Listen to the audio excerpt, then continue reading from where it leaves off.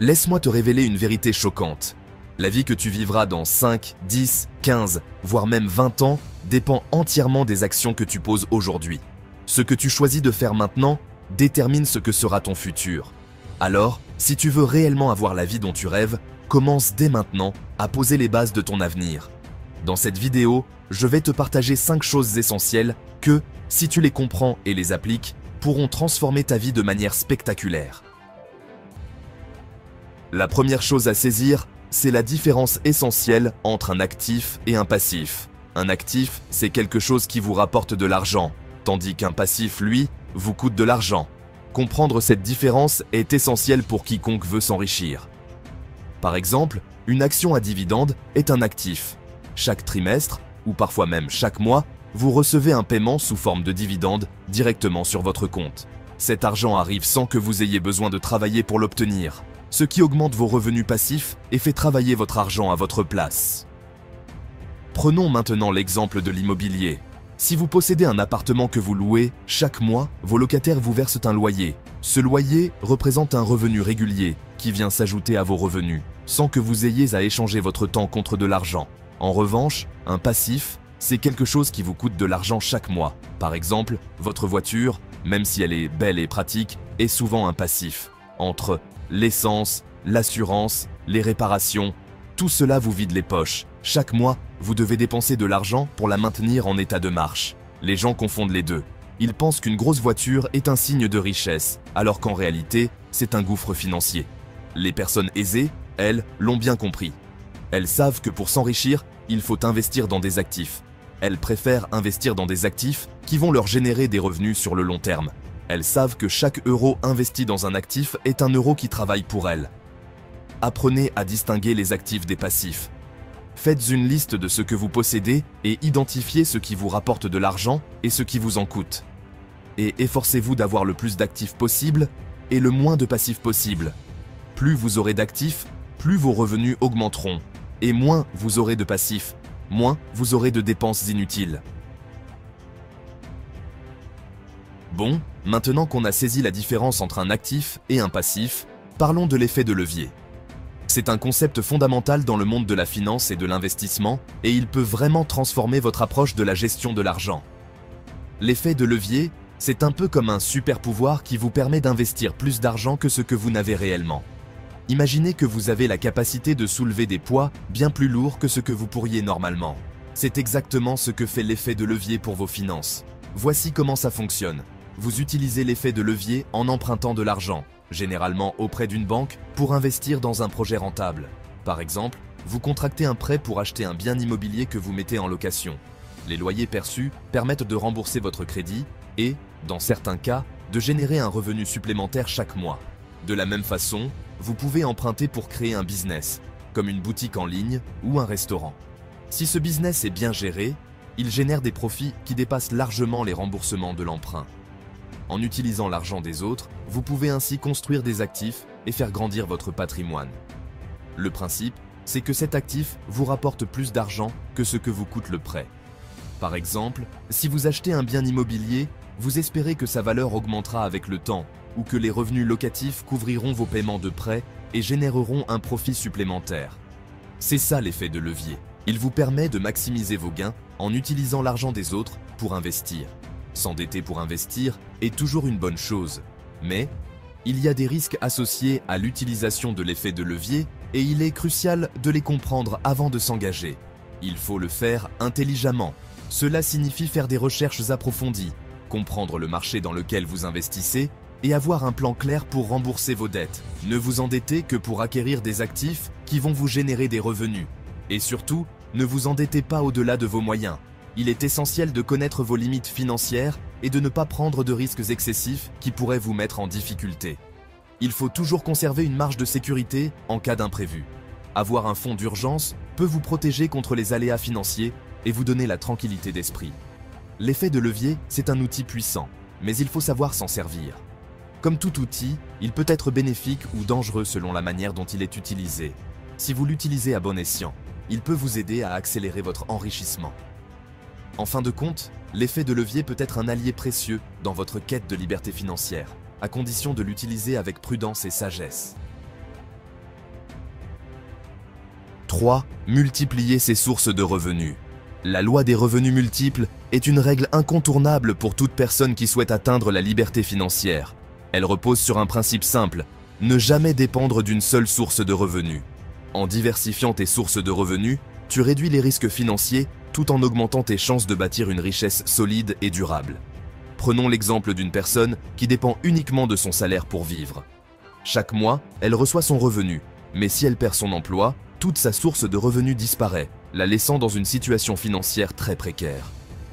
En revanche, une personne qui a diversifié ses sources de revenus, en plus de son salaire, elle perçoit des dividendes d'actions, des loyers provenant d'un bien immobilier qu'elle loue et gère un business en ligne qui lui génère un revenu supplémentaire.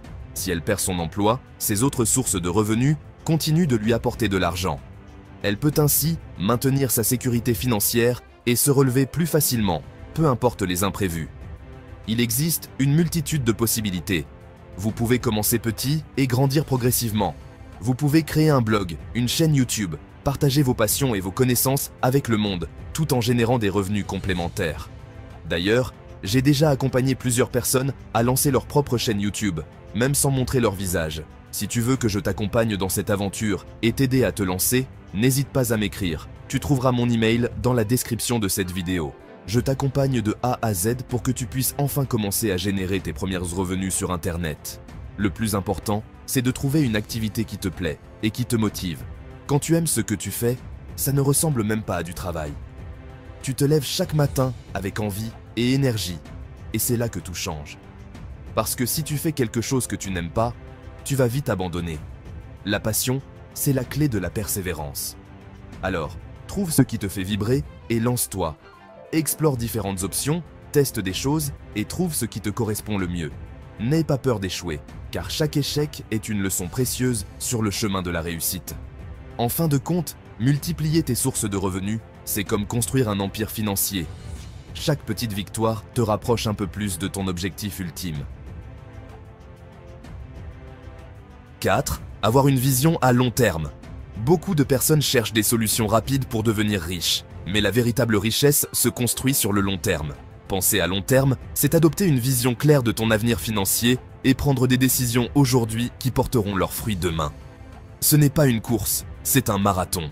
Quand tu choisis d'investir dans des actifs, d'économiser régulièrement et de développer des compétences pour l'avenir, tu bâtis une base solide pour ta liberté financière. L'erreur que font la plupart des gens, c'est de vouloir des résultats immédiats sans se rendre compte que les grandes réussites prennent du temps. Les personnes aisées ne cherchent pas à s'enrichir rapidement. Elles savent que la richesse se construit sur la durée. Elles investissent leur argent intelligemment, font fructifier leur patrimoine et ne touchent pas à leur capital. Elles préfèrent être patientes et voir leur argent se développer sur le long terme. C'est un état d'esprit qu'il faut adopter si l'on veut s'enrichir. Alors, cessez de penser au court terme, arrêtez de rechercher des solutions miracles. Fixez-vous des objectifs à long terme et mettez en place une stratégie pour les atteindre. Épargnez chaque mois, investissez votre argent et soyez patient. Les résultats finiront par se manifester. Si tu veux réellement bâtir une richesse durable, commence à penser à long terme. Considère chaque décision financière comme un investissement dans ton futur. Et surtout, sois patient. Ce qui compte, c'est la constance et la vision que tu as de ton avenir. Ta richesse se construira peu à peu, mais elle sera bien plus solide et pérenne. 5. L'impact de ton état d'esprit sur l'argent. L'argent, c'est avant tout un état d'esprit. Si vous pensez que vous ne serez jamais riche, vous avez probablement raison. Mais si vous croyez en vous, si vous êtes convaincu que vous pouvez atteindre vos objectifs financiers, alors rien ne pourra vous arrêter. Tu as sûrement déjà entendu dire que l'argent ne fait pas le bonheur, mais l'état d'esprit que tu adoptes face à l'argent peut clairement faire toute la différence dans ton parcours financier. Ton mental est un facteur clé qui influence la façon dont tu gères ton argent, comment tu l'attires et comment tu fais croître ta richesse. Si tu vois l'argent comme une ressource limitée, tu risques de constamment te battre pour en avoir plus, sans jamais vraiment en profiter. Mais si tu as un état d'esprit de croissance, tu vas considérer l'argent comme un outil puissant pour créer de la valeur et saisir des opportunités. Avec ce mindset, tu vas commencer à prendre des décisions financières plus intelligentes, à investir, à apprendre et à faire en sorte que l'argent travaille pour toi, pas l'inverse. Ton état d'esprit façonne aussi ta relation avec le risque. Si tu as peur de l'échec, tu éviteras de prendre des décisions importantes, comme investir ou démarrer un projet. Mais un mental fort et confiant te permet d'agir malgré les incertitudes, de voir chaque échec comme une leçon et d'oser prendre des risques calculés qui te propulsent vers la réussite. Les personnes riches ont compris un principe simple. Ton état d'esprit détermine tes actions, et tes actions mènent à des résultats. Si tu veux attirer l'abondance, tu dois d'abord penser en termes d'abondance. Ce n'est pas une question d'argent facile, mais de mindset, de stratégie et de persévérance. En résumé, si tu veux vraiment transformer ta situation financière, commence par transformer ton état d'esprit. Crois en ta capacité à créer de la richesse et à faire fructifier ton argent, et les opportunités commenceront à s'ouvrir devant toi comme par magie. On arrive à la fin de cette vidéo. Dites-moi en commentaire la partie qui vous a le plus parlé. N'oubliez pas que l'important est de commencer, même modestement.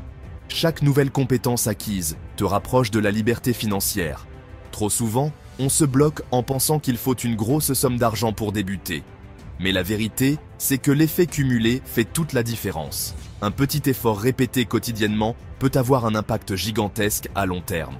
Chaque euro économisé devient une graine plantée pour ton futur. Chaque décision d'investissement, même modeste, est une pierre de plus dans la construction de ta richesse.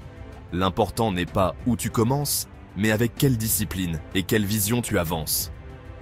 Même si les résultats ne sont pas immédiats, il ne faut pas sous-estimer la puissance du temps et des intérêts composés. Le simple fait de prendre l'habitude de mettre de côté une partie de tes revenus ou d'apprendre comment fonctionne l'investissement te donne une longueur d'avance sur la majorité des gens. Chaque action compte, alors commence dès aujourd'hui. Même si c'est avec 1 euro ou une simple recherche sur un placement rentable. Le plus grand risque, c'est de ne rien faire. Allez, on ne lâche rien, on reste motivé. Et comme toujours, prenez soin de vous et de vos finances, votre futur vous en remerciera. À très vite sur la chaîne. Richesse durable, votre guide vers la liberté financière.